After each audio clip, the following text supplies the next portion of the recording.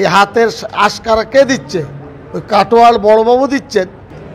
ওই বাবু সাহেব যা করবেন সেইটাই হবে, উনি ছাড়া কিছু ঘটবে। সিদ্দিকুল্লাহ চৌধুরী সে রাজনীতি বোঝে, আমি রুখে দাঁড়ালে এলাকা রক্তাক্ত হয়ে যাবে। এর সঙ্গে বর্তমানের যে সভাপতি, কোনো সন্দেহ নয়, আহমদ শেখকে তিনি মানে কোলে বসিয়ে দুধ ভাত খাইয়ে শক্তি দিচ্ছেন। তাদের সাথে রাজনীতি করা সিদ্দিকুল্লাহ চৌধুরীর পক্ষে সম্ভব নয়। আমি আতঙ্কিত। আহমদ যদি কুসুমগ্রাম মন্তেশ্বরের কোনোভাবে দায়িত্ব কিছু থাকে তাহলে ভোট হবে না, এই সন্ত্রাস হবে। ওকে অপারেশন না করলে, ওর পার্টির ক্ষমতা থেকে না সরালে মন্তেশ্বর কুসুমগ্রাম শান্ত হবে না। তবে থানার যে আইসি আছে অত্যন্ত নোংরা মানুষ, তিনি খাকি পোশাক পরে আছেন। এইভাবে দায়িত্বহীনতার কাজ না করাই ভালো। তৃণমূলের কর্মীর নাম করে তারা গুন্ডা। আহমদ 100% গুন্ডা, বাইক বাহিনী, গুন্ডা বাহিনী, জমি দখল, মাফিয়া, এটা তার চরিত্র। সিসিটিভিতে সবটাই কিন্তু ধরা আছে। লালন শেখ পঞ্চায়েত সমিতি খাদ্য বিভাগের কর্মাধ্যক্ষ, গতকাল বিকেল প্রায় 5টার সময়, ওদের গ্রাম হলো ইসনা, ওই বাজারে ওর দোকান আছে, প্রায় 5টা নাগাদ দোকানে বসেছিল একা। তারপরে অতর্কিতভাবে ওখানে গ্রামেরই ছেলে শাহজাহান, সাবির খাঁ, অলিন খাঁ, ওয়েন খাঁ, ফিরোজ খাঁ সহ 10-12 জন হঠাৎ তাকে এসে চেপে ধরেছে। ও একা অতর্কিতভাবে। ও বলল, কি ব্যাপার? বলল, আমাদের ভাইজান আহমদ বলেছেন তার কাছে সারেন্ডার হও, আর তোমাকে ধরে নিয়ে যেতে বলেছেন মারতে মারতে। তো যখন আমাকে নিয়ে টোটোয় তুলল, আমার বুকে পা আর মুখে ঘুষি। এখন আমি দেখলাম বাম দিকটা ফুলে আছে, চোখও প্রায় ওই উপরের এটা পুরু বাইগুলো সব কালো হয়ে আছে। অ্যাসিস্ট্যান্ট সুপার আছেন, তিনি ব্যাপারটা বলছেন দেখেছি, বুকে কিছু ব্যথা আছে, এক্সরে হয়েছে এবং আগের থেকে বেশ কিছুটা মানে সুস্থতা, তবুও তার বোধহয় কোনো হাত হয়তো ইনজুরি হয়েছে, সেটা ধীরে ধীরে আমরা জানতে পারবো রিপোর্টটা নিয়ে। সিসিটিভিতে সবটাই কিন্তু ধরা আছে। ওখান থেকে কুসুমগ্রাম পর্যন্ত বুকে চেপে এই ওয়েন খাঁ এ গাড়ি চালিয়েছিল, আর বাকি আরেকজন ছিল ওই আপনার সাবির খাঁ, বুকে পা দিয়ে চেপে মারতে মারতে তাকে নিয়ে আসে। বলি, ওই তো বললাম, আহমদ শেখ তাদের হুকুম দিয়েছে যে ওকে ধরে নিয়ে আয়। আমার টার্গেট হলো ও। কেন সিদ্দিকুল্লাহ চৌধুরী সাহেবের কাছে যাবে কেন? এক, দ্বিতীয়, আমার সাথে থাকতে হবে, আমার অন্যায়কে বলতে হবে, হ্যাঁ আমি যা বলবো সেটা শুনতে হবে। ও বলেছে আমি অন্যায়ের পক্ষে নেই, এটাই হলো ওর অপরাধ এবং শাস্তি। সেক্ষেত্রে ওখানে নিয়ে আসে। আমার কাছে খবর গেলে আমি চটজলদি কলকাতার বা রাজ্যের যারা পুলিশ আধিকারিক আছেন সেখানে যোগাযোগ করি, এসপির সাথে যোগাযোগ করি। কুসুমগ্রাম পৌঁছানো মাত্রই পুলিশেরা তাকে ধরে ফেলে। ওর বক্তব্য, যদি পুলিশ না থাকতো তাহলে আহমদের ডেরায় নিয়ে গেলে আমাকে খুন করে দিত, খুন করারই পরিকল্পনার ছিল। এরপরে থানা আসে, থানা রিকভারি করে, হাসপাতালে যখন যায় তখন জ্ঞান ছিল না। তারপরে বর্ধমান আসার পরে বর্ধমানের সুপার, ডেপুটি সুপার বা ডাক্তার যারা আছেন 4-5 জন দেখছেন, তারা যথাসাধ্য চেষ্টা করে তারপরে তার জ্ঞান ফিরেছে, 2-1টা কথা বলছে। সুস্থ অবস্থায়ও সে কথা বলতে পারছে না, একটা কথা বলতে গিয়ে আরেকটা কথা বলে ফেলছে, সেটা আমি দেখলাম। তারা মেরেছে লাঠি দিয়ে, তারা মেরেছে রড দিয়ে, তারা মেরেছে ঘুষি, এবং যেভাবে যেমন পেরেছে মেরেছে, মারতে মারতে তার জ্ঞানটা হারিয়ে গেছে।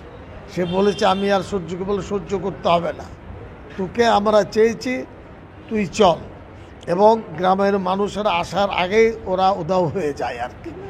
এইবার প্রশ্ন আমার, এটা ভারতবর্ষের সংবিধানকে, ইন্ডিয়ান পিনাল কোডকে, তারপরে ভারতবর্ষের আইনকে সরাসরি চ্যালেঞ্জ করে এটা করেছে।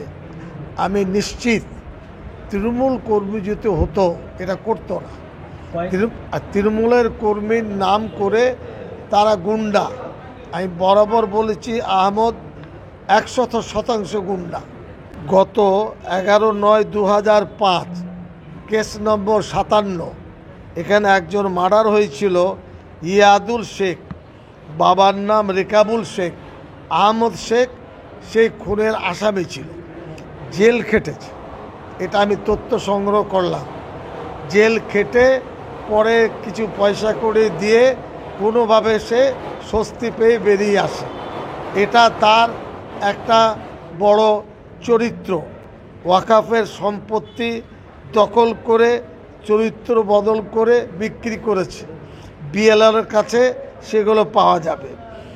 বিচারের জন্য ডেকে কিল থাপ্পড় মেরে তার সম্পত্তি কেড়ে নিয়েছে।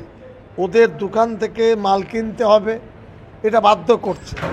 বাইক বাহিনী, গুন্ডা বাহিনী, জমি দখল, মাফিয়া, এটা তার চরিত্র। এবং ওখানে আমি নিজে গত 4 বছরে 4টে পুজো, 3বার সর্বস্তরের মিটিং, পঞ্চায়েত সমিতি, এসব আমি করেছি। আমার সার্টিফিকেট এবং মেডিকেল সার্টিফিকেট আর স্কলারশিপ তারা বিক্রি করে। এই কারণে আমি তাদের হাতে এগুলো দিতে নারাজ। আর এখন পঞ্চায়েতের প্রধান সমিতি বলে কিছু নেই। ওই বাবু সাহেব যা করবেন সেইটাই হবে, উনি ছাড়া কিছু ঘটবেন। আমি বলি এই ব্যাপারটা মাননীয় মুখ্যমন্ত্রীর কাছে গেছে এবং আমি নিজে তার সাথে কথা বলেছি।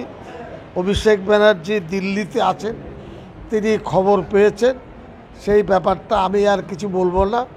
পুলিশের দায়িত্ব, পুলিশ পালন করবে। তবে থানার যে আইসি আছে অত্যন্ত নোংরা মানুষ। যারা মেরেছে, যে ছেলেটি একা আর 12 জন ধরে তাকে পেটাচ্ছে, এর ক্ষমতা আছে কারো গায়ে হাত দেওয়ার? তিনি একজনকে পাঠিয়ে দিলেন একের বুকের কষ্ট। এসব নাটক থানার আইসির উচিত নয়। তিনি খাকি পোশাক পরে আছেন, এইভাবে দায়িত্বহীনতার কাজ না করাই ভালো। মানুষ কিন্তু প্রচণ্ড ক্ষোভে আছে। আর আমি আপনাদের সামনে বলছি, আহমদ যদি কুসুমগ্রাম মন্তেশ্বরের কোনোভাবে দায়িত্ব কিছু থাকে তাহলে ভোট হবে না, এই সন্ত্রাস হবে। ওকে অপারেশন না করলে, ওর পার্টির ক্ষমতা থেকে না সরালে মন্তেশ্বর কুসুমগ্রাম শান্ত হবে না। এটা খুব অত্যন্ত ক্লিয়ারভাবে আমি সব জায়গায় বলেছি, আপনাদের বলছি। আমি তার সাথে বসার লোক নয়। প্রচুর লেখাপড়া করেছি, কয়েকটি ভাষায় ডিগ্রি করেছি। এই রকম অসভ্য বর্বর খুনি, তাদের সাথে রাজনীতি করা সিদ্দিকুল্লাহ চৌধুরীর পক্ষে সম্ভব নয়। সাধারণ মানুষ তার বিপক্ষে। যদি কেউ গ্রামে সার্ভে করে তো দেখা যাবে 95% মানুষ, 98% মানুষ তার বিরুদ্ধে। ঘটনাটা ঘটেছে সমবায় সমিতি নিয়ে, চাল চুরি করেছে মিড ডে মিলের বাচ্চা ছেলেদের, এবং এই প্রতিবাদ লালন করেছিল বলে তাকে মার খেতে হলো। আমি আতঙ্কিত, বাকিদের প্রতিও আক্রমণ করবে। পুলিশের দায়িত্ব, এসপির দায়িত্ব, ডিএসপি আছেন, তারপরে এসডিপিও আছেন, থানার আইসি আছেন। খাকি পোশাকের মর্যাদা নিন, দিন এবং কাজ করুন। এখানে চিকিৎসা হচ্ছে, বিকেলে যাওয়ার সময় আর একবার দেখব এবং ইসিজি বা হার্ট স্পেশালিস্ট কি বলেছেন না বলেছেন। এই অপরাধ, এতে এর সঙ্গে বর্তমানের যে সভাপতি, কোনো সন্দেহ নয়, আহমদ শেখকে তিনি কোলে বসিয়ে দুধ ভাত খাইয়ে শক্তি দিচ্ছেন। এটা সভাপতির কাজ নয়। এটা এই অসভ্যতাকে যদি সভাপতি ঠাঁই দেন, লোকে তার বিরুদ্ধে মুখ খুলবে। আমি তো খুললাম, তৃণমূলের সভাপতি যেটা পূর্ব বর্ধমান রবীন্দ্রনাথ চট্টোপাধ্যায়ের বিরুদ্ধে অভিযোগ এই তো বললাম তো, একবারই তো শুনতে পাওনি?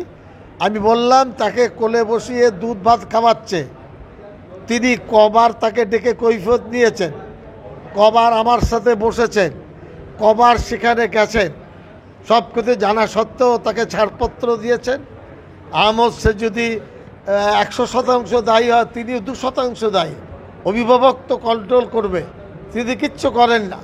তিনি চাইছেন একটা মুসলমানকে দিয়ে ভালো নেতৃত্বকে জখম করি। সিদ্দিকুল্লাহ চৌধুরী সে রাজনীতি বোঝে। আমি রুখে দাঁড়ালে এলাকা রক্তাক্ত হয়ে যাবে। আমি নিজে ঘায়েল হয়েছি, কিন্তু আমার নীতি হলো শান্তি।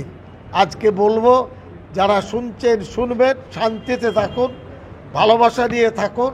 যারা অপরাধ করছে লিখিতভাবে তার আপনার জেলা শাসক বা এসপি তাদের কাছে দিন, যাতে সে শাস্তি পায়। এদের কোনো ক্ষমা নেই। বলছি, আহমেদ হোসেন শেখকে তো আপনি গুন্ডা বললেন, তৃণমূল পরিচালিত পঞ্চায়েত সমিতি সেখানে গুন্ডা সভাপতি রেখে দিয়েছে। হ্যাঁ, রেখেছে। তারা কিছু করতে পারছে না। এখন আমার মতো উপরে যদি আক্রমণ করতে পারে, ক্যাবিনেটের উপরও আক্রমণ করা মানে কি? মমতা ব্যানার্জির উপর আক্রমণ, দলের উপর আক্রমণ। ভারতের সংবিধানে নিরাপত্তার কথা বলা আছে, আমার পকেটেই বোধহয় আছে আমার I card. All over India নিরাপত্তা দেওয়ার দায়িত্ব প্রশাসনের। যে একজন ক্যাবিনেট মন্ত্রীকে মারতে চায়, কত লম্বা হাত তার, এই হাতের আশকারা কে দিচ্ছে? ওই কাটোয়াল বড়বাবু দিচ্ছেন, যিনি বসে আছেন। তিনি দড়ি ধরে টানতে পারছেন না, তিনি বুঝতে পারছেন না যে কত ক্ষতি আর কীভাবে কি হচ্ছে। আপনি আক্রান্ত হওয়ার অভিযোগ করলেন আহমেদ হোসেন থেকে, বারে আপনি শোনেন, আমি বলি, আমরা বুঝে চলার মানুষ। আগুন ছড়িয়ে দেওয়া সহজ, নিভানোর কাজটা অনেক কঠিন। শান্তি আনাটা কঠিন, বিশৃঙ্খলা সৃষ্টি করা সহজ। আমি বিশৃঙ্খলার পক্ষে নই, এবং আমি 100% বলছি, আহমদ শেখের মাটি ওখানে আর থাকবে না। হ্যাঁ, নিশ্চিত। এটা বলি তো, রাত্রে পুলিশ ধরাধরি করেছে, ডাক্তাররা ট্রিটমেন্ট করছেন। বাকি কালকে আহমদ নিচ্ছে না, পাবলিক বুঝে নেবে। জনগণ হাত তোলেনি, যদি বুঝে বিচার নেই, জনরোষ তৈরি হয়ে যাবে। এটাও বলে গেলাম আমি আজকে। হ্যাঁ, মন্তেশ্বরের রাজ দল টানতে পারছে না ওই রবিবাবু। একজন আরেকজন নাটক করেছে, তার জন্য আইসি দায়ী। আগে আইসির শাস্তি হওয়া দরকার, তারপরে। হ্যাঁ, সেই মেরেছে তো, সেই মেরেছে ওদেরকে।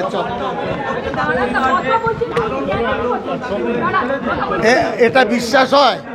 12 জন লোক আক্রমণ করেছে, সে একা দোকানে বসে। ওদের ক্ষমতা আছে, ওর ছেলেরা মেয়েরা মার খেয়েছে। দেখুন, বলার কিছু নেই। ব্যাপারটা হচ্ছে যে কথাগুলো বিরোধীদের বলা উচিত, সেই কথাগুলো আজকে সরকার পক্ষের মন্ত্রী উনিই বলছেন। তার মানে পুলিশ যে কী ভূমিকা পালন করছে, এটা নিয়ে আর কারোর মনে কোনো সন্দেহ বা কোনো প্রশ্নচিহ্ন থাকে না। আজকে আমরা যে বলি যে পুলিশ হচ্ছে তৃণমূলের ক্যাডার হিসাবে এখানে পরিচালনা হচ্ছে, সেই সরকার পক্ষের যে মন্ত্রী তিনিই বলছেন, তাহলে এখানকার বিরোধীদের দোষারোপ করার বা বলার কোনো জায়গা আর থাকে না। এটাকে নিয়ে আর কোনো অবকাশ থাকে না যে এটা নিয়ে কেউ কোনো প্রশ্নচিহ্ন তুলবে। এবং এটা ঘটনা, আজকে পুলিশ হচ্ছে এখানে দাঁড়িয়ে হচ্ছে তৃণমূলের ক্যাডার হিসাবে কার্যকলাপ করছে, তাদের ক্যাডার হিসাবে কাজ করছে। এবং তারা যখন যে গোষ্ঠীর পাচ্ছে, এখন তৃণমূল হচ্ছে গোষ্ঠীদ্বন্দ্বে জর্জরিত। যে গোষ্ঠী মনে হচ্ছে পুলিশ যে ক্ষমতাশালী, বা যে গোষ্ঠী মনে হচ্ছে যে আমাদের কালীঘাটের কাছে, সেই গোষ্ঠীর নিয়ে কাজ করবেন। তাতে সে মন্ত্রী হোক, মন্ত্রীর বিপক্ষে হোক, সভাপতি হোক, যেই হোক, দেখা দেখি দরকার নেই। যে কালীঘাটের কাছে যাবে, ওনারা তার পক্ষে কাজ করবেন। ওনাদেরও কিছু করার নেই, ওনারা নিরুপায়, ওনাদের বাধ্য হচ্ছে। নাহলে ওনাদের বাধ্যবাধকতার মাধ্যমে ওনাদের হচ্ছে ট্রান্সফার, পোস্টিং, এনা তারা সব লেগেই থাকবে। সেই জন্য এটা তো সত্যি ঘটনা, যেটা বারবার আমরা এতদিন ধরে বলে আসছি। আজকের দিনে সরকার পক্ষের মন্ত্রীরা বলছে, দুদিন পর সরকার পক্ষের প্রতিটা কার্যকর্তারা বলবে, প্রতিটা কর্মী বলবে, প্রতিটা ভোটার বলবে। এটার জন্য দিন অপেক্ষা করছে, এবং তার জন্য 26-এ হচ্ছে যে বদল, এটা অবশ্যম্ভাবী। এটা নিয়ে কেউ আটকাতে পারবে না। 2021 ইলেকশনের পর পোস্ট পোল ভায়োলেন্স যা হয়েছে, তাতে সমগ্র বাংলাবাসী যারা আছে সবাই আতঙ্কিত। এটা কোনো মন্ত্রী নয়। হ্যাঁ, এটা হচ্ছে আজকে 2026-এর আগে এসে ওনারা বলছেন, আর আমরা এটা অনেক আগে থেকে বলে এসেছি। প্রতিটা বাংলাবাসী আতঙ্ক। যে তৃণমূলের বিপক্ষে যাবে, কোনো রকম কোনো কথা বলবে। আজকে আমরা দেখতে পেয়েছি কালকে টিভিতে অভয়ার মা বাবা বলছে আতঙ্ক ওনাদেরকে একঘরে করে দেওয়া হচ্ছে। অতএব এইটার মধ্যে কোনো নতুনত্ব নেই। সরকারের বা পার্টির বিপক্ষে কেউ কথা বললেই সেই আতঙ্কিত হবে। এখন তৃণমূলের গোষ্ঠীতন্ত্রে জর্জরিত, ওনারা অন্য গোষ্ঠীতে পড়ে গেছেন, ওনারা বলছেন আতঙ্কিত। যে ক্ষমতাশালী গোষ্ঠী সে বলছে আমরা সর্বেসর্বা, যদি কোনোদিন ঘোরে তখন এনারা বলবেন আবার হচ্ছে আমরা সর্বেসর্বা, অন্য গোষ্ঠী বলবে আমরা আতঙ্কিত। এই আতঙ্কের বাতাবরণ থেকেই হচ্ছে পশ্চিমবাংলাকে আমাদেরকে দায়িত্ব নিয়ে আতঙ্ক থেকে বের করতে হবে, পশ্চিমবাংলাকে বাসযোগ্য করে তুলতে হবে। কয়েকদিন আগেই দেখা গিয়েছিল মন্ত্রী গাড়ির উপর হামলা, যার উপরে অভিযোগ করেন তিনি হচ্ছে পঞ্চায়েত সমিতির সভাপতি আহমেদ হোসেন শেখ। আজও তিনি অভিযোগ করলেন যে এই যে ঘটনা ঘটেছে এর পিছনে আহমেদ হোসেন শেখের হাত রয়েছে, তিনি একজন গুন্ডা, তার বিরুদ্ধে খুনের মামলাও রয়েছে। না দেখুন, এটাই তো আমরাই তো বলছি, এটা তো সত্যি ঘটনা যে যিনি সভাপতি হচ্ছে, যিনি জেলা সভাপতির কাছের লোক মন্ত্রী বলছে, তাকেই হচ্ছে আজকে হচ্ছে আমরা বীরভূমে অনুব্রতকেও দেখে এসেছি, এখানেও দেখছি প্রতিটা জেলায় জেলায় এরকম করে একটা করে বাঘ সাজিয়ে রাখা হয়েছে। যদিও তারা কাগজের বাঘ, কিন্তু সেই বাঘদেরকে সাজিয়ে রেখে পেছন থেকে কালীঘাট মদত দিয়ে তাদেরকে হচ্ছে একটা ডোরা কাটা ছাপ দিয়ে বাঘ প্রতিপন্ন করার চেষ্টা করা হচ্ছে। সাধারণ মানুষ জানে কে বাঘ, কে ভাল্লুক, কে কি, এগুলোতে কাজ হয় না। কিন্তু এটা বুঝতে হবে যে কথাগুলো আমরা এত বছর ধরে বলে আসছি, আজকে এনাদের মন্ত্রীপক্ষ বা অন্য পক্ষ বলতে বাধ্য হচ্ছে। কেন বাধ্য হচ্ছে? কারণ তৃণমূলটা হচ্ছে পক্ষ আর বিপক্ষ, এই পক্ষাপতনদের মধ্যে ওরা চলে গেছে।